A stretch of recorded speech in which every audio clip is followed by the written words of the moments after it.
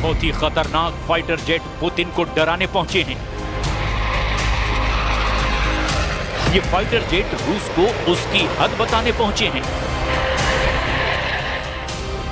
ये fighter jet दावा कर रहे हैं कि नेटो के आसमान में पुतिन के घुसपैठ का मतलब होगा तीसरा विश्व युद्ध।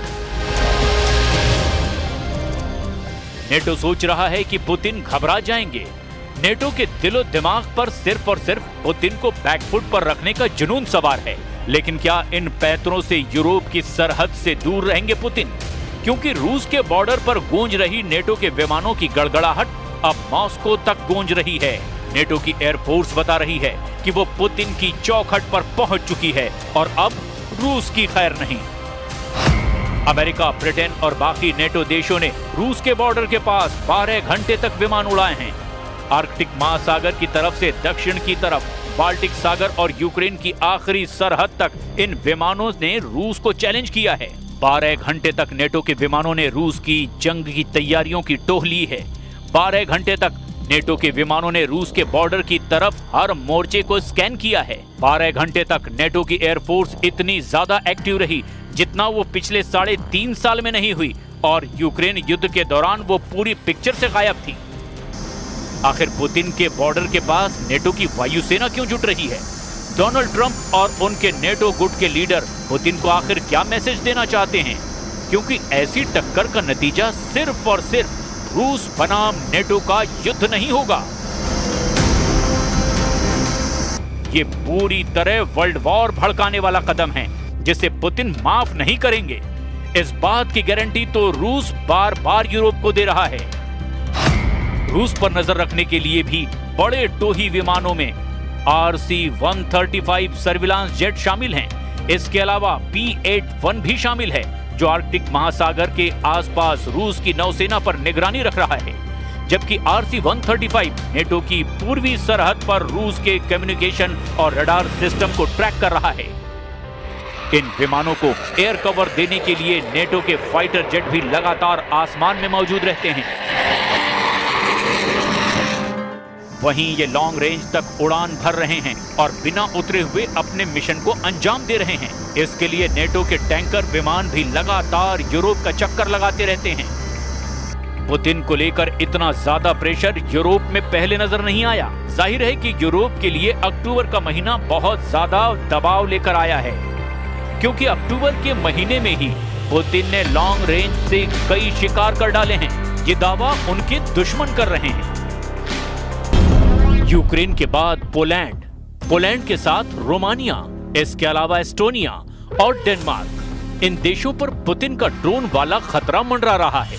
इन देशों का इल्जाम है कि पुतिन ने नेटो पर चढ़ाई शुरू कर दी है, क्योंकि रूस के ड्रोन इन सभी देशों की एयर स्पेस को चीरकर अब पूरे यूरोप पर हमले का सिग्नल दे रहे हैं। Porque el compromiso para este año 2025 era llegar al 2%, se ha hecho un esfuerzo muy importante, venimos desde el 0,9% en el año 2018, en este momento estamos cumpliendo los compromisos, que es el 2%. Putin को लेकर NATO का खौफ बार बार देखा जा रहा है, वो इसीलिए क्योंकि यूक्रेन में लगातार बमबारी और खार्किव से लेकर ओडेसा तक यूक्रेन मिटाने वाली आग बार बार नजर आ रही है। इस बमबारी में पुतिन का यूरोप के खिलाफ बहुत ही भयानक प्लान अंगड़ाई ले रहा है। इसका डर लगातार नेटो में बना हुआ है। इसी वजह से नेटो ने परमाणु ताकत दिखाने वाले युद्धाभ्यास को शुरू कर दिया है। नेटो अब स्टेडफास्ट नून नाम का युद्धाभ्यास कर रहा है। नीदरलैंड्स में इस एक्सरसाइज में नेटो के 14 देश हिस्सा ले रहे हैं। उनके 71 विमान रूस से लड़ने की तैयारी पर रखेंगे। परमाणु ताकत दिखाने का मतलब साफ है, इस युद्धाभ्यास के मायने न्यूक्लियर अटैक से जुड़े हैं। 71 विमानों का एक साथ परमाणु युद्ध की तैयारी दिखाना साफ साफ पुतिन को सीधी चेतावनी है। अमेरिका की क्रूज मिसाइल टॉम हॉक को देखकर पुतिन बिगड़ गए हैं। टॉम हॉक को देखकर पुतिन उखड़ गए हैं। टॉम हॉक को देखकर पुतिन का गुस्सा रिकॉर्ड तोड़ रहा है। 2500 किलोमीटर रेंज वाली ये क्रूज मिसाइल अब यूक्रेन को मिल सकती है, और इस मिसाइल ने रूस और नेटो के बीच तनाव को बहुत ज्यादा बढ़ा दिया। हालात ये हैं कि पुतिन के ड्रोन अपना बॉर्डर पार करके रूस के दुश्मनों को ललकार रहे हैं। डेनमार्क की प्रधानमंत्री कह चुकी हैं कि नॉर्वे, पोलैंड और रोमानिया के बाद अब उनका देश खतरे में है, क्योंकि इन 3 देशों में ड्रोन वाली घुसपैठ के बाद अब यही पैटर्न डेनमार्क में भी दोहराया गया है। मतलब साफ है कि रूस पूरे पूर्वी यूरोप को दबाव में लाना चाहता है और ये बात डोनाल्ड ट्रंप को भी बहुत अच्छी तरह से मालूम है। Of course, to the several close calls they've had with the Danish military during the EU leaders meeting in Copenhagen. It's something the administration takes very seriously, and we are constantly monitoring it.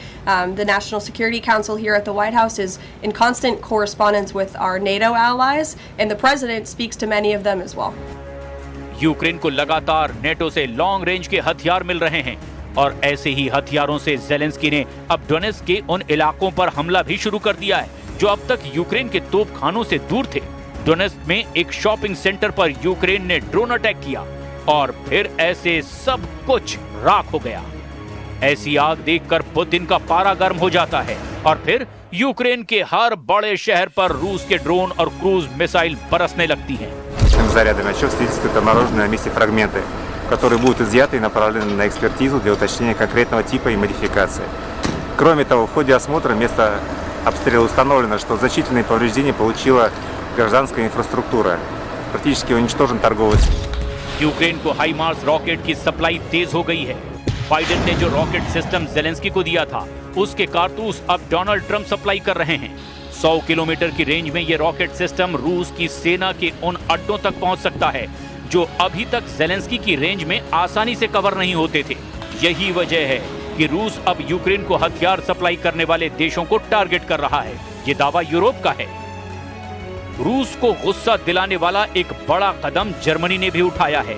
Germany के रक्षा मंत्री Boris Pistorius ने Lithuania जाकर के रूस को आमने सामने के युद्ध के लिए ललकारा है। जर्मन रक्षा मंत्री ने कहा कि बाल्टिक देशों को बचाने के लिए उनका देश तैयार है और जर्मनी इस इलाके में रूस को मुंहतोड़ जवाब देगा। इसके लिए लिथुआनिया में 2026 तक जर्मनी के 2000 सैनिक तैनात रहेंगे।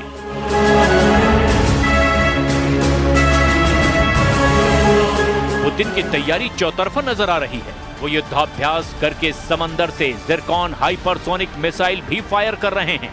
उनके सुखोई 34 सुपरसोनिक बॉम्बर भी तैयार कर दिए गए हैं।